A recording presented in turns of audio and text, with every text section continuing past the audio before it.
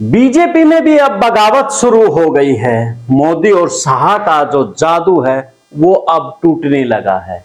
जिस प्रकार से मोदी और शाह रिमोट के जरिए दिल्ली से भाजपा को चला रहे थे, उसमें अब बीजेपी के जो बड़े नेता है या फिर अक्षेत्रीय दल में बड़े नेता बैठे हैं, उनका दम घुटने लगा है।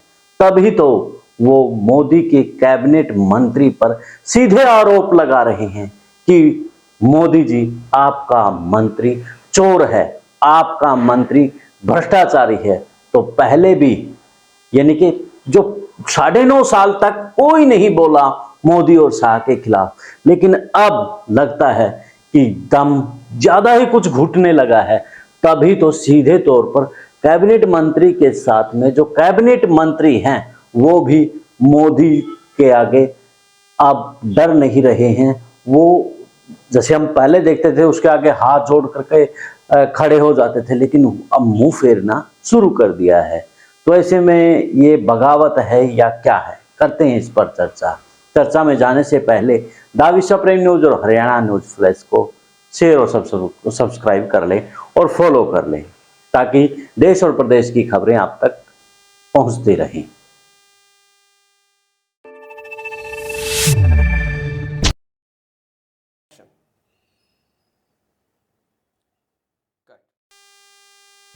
सभी को नमस्कार, राम राम। मैं कुलदीप खंडेलवाल, द विश्व प्रेम न्यूज और हरियाणा न्यूज फ्लैश।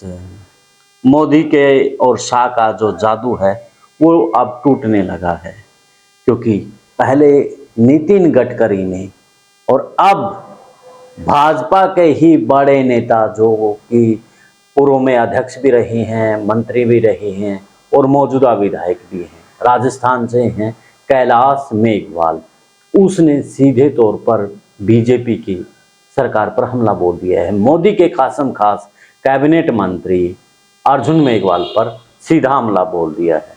और ये कोई छोटी बात नहीं है, बहुत बड़ी बात है, क्योंकि मोदी का सबसे करीबी अर्जुन मेघवाल है और जिसे समझते थे कि ये बड़ा ईमानदार है, साइकिल पे से चलने वाला है, लेकिन अब उसी के ही जो मेघवाल वो है, उसी का राज्य है। यानी कि बगावत के सुर वहीं से उठ रहे हैं। और अर्जुन मेघवाल ने सीधे कैमरे पर बोल दिया है कि मोदी जी, जिसके आप कंधे पर हाथ रख करके चलते हैं, वो तो भ्रष्टाचारी है, वो तो चोर है। तो 9.5 साल तक कोई नहीं बोलता था, अब बोलना शुरू हो गया है।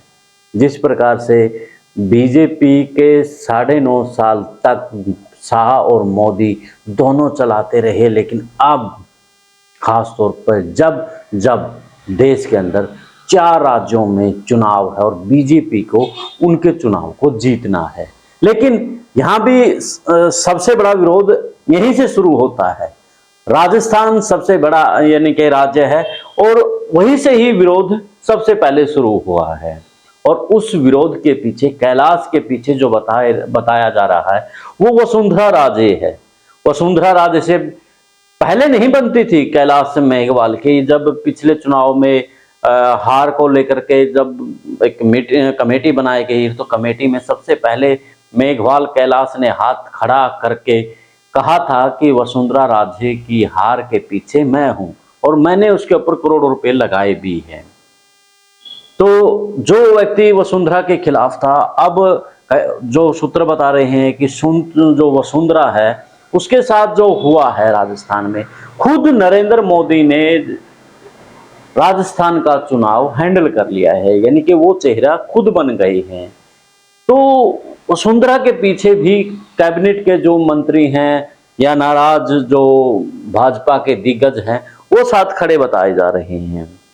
अगर हम नाराज की बात करें तो जिस प्रकार से राजनाथ को साइडलाइन किया गया, जिस प्रकार से नितिन गडकरी को साइडलाइन किया गया, रविशंकर प्रसाद को मंत्री पद से हटाया गया, शहनाज हुसैन को, लाल कृष्ण आडवाणी, मुरली मनोहर जोशी, इनके तमाम नेताओं को साइडलाइन करके नरेंद्र मोदी और शाह अपनी मोनोपोली चलाते रहे हैं। तो अब वो जो रोष है, गुस्सा है, घुटन है, वो अब निकल करके आनी शुरू हो गई है। कोई भी यानी कि वक्त बदलता रहता है, जब आप किसी चीज को ज्यादा दबाएंगे वो तब फूटेगा, एक विस्फोट की तरह फूटेगा। यानी कि पहले धुआं फिर चिंगारी की तरह इनके जलती जलती वो विस्फोट की तरह धारण कर लेगा। शायद वही विस्फोट अब चुनाव के वक्त है।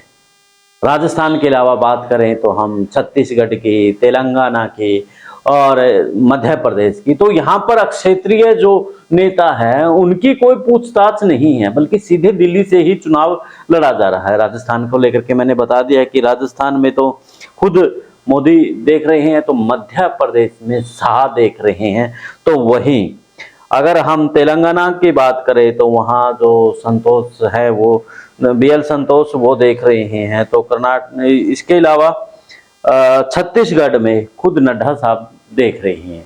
तो जो अब राज्य हैं उन राज्य में अगर वहाँ की जो क्षेत्रीय टीम है, वहाँ उस राज्य के जो बड़ा यानी कि CM चेहरा है, जो भी है, उनको आगे ना करके खुद उनकी बागडोर संभालना।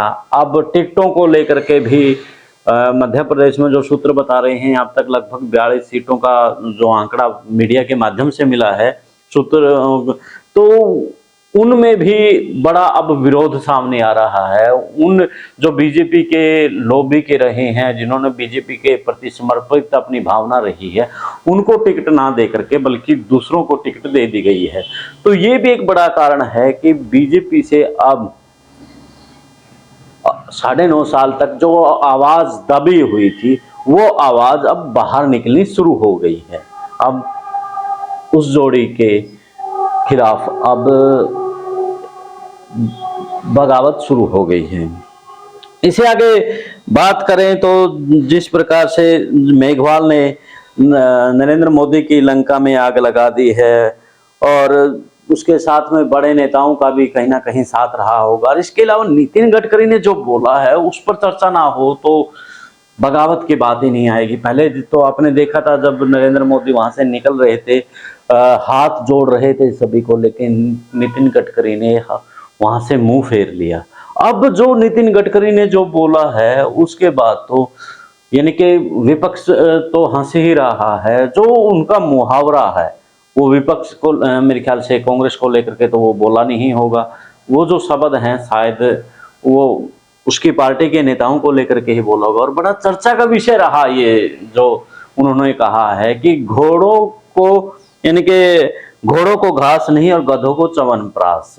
यानी कि एक तरफ अरविंद केजरीवाल जिस प्रकार से अनपढ़ कह रहे हैं, अब अगर वो मोदी को ये बात कह रहे हैं तो यानी कि समझा जा सकता है कि RSS का यानी कि ही गडकरी है लोग जो प्यारा है, और मोदी जिस प्रकार से आया था वो सब जानते हैं कि जिस प्रकार से मजबूरी बनी थी।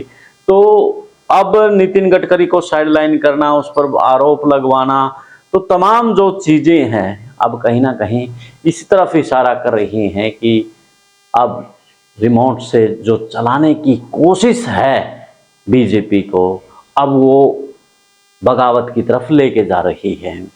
तो ऐसे में अब आपकी राय जरूर है इसमें। चाहूंगा कि जिस प्रकार से अब बीजेपी की बगावत, अंदरूनी बगावत शुरू हो गई है, तो उसका नुकसान कितना होने वाला है 2024 के चुनाव में। आपकी प्रतिक्रिया कमेंट्स बॉक्स में आप जरूर दें। देश और प्रदेश की खबरों के लिए द विश्व प्रेम न्यूज और हरियाणा न्यूज प्लस को शेयर और सब्सक्राइब जरूर कर ले। अब मुझे दें इजाजत। जिंदाबाद।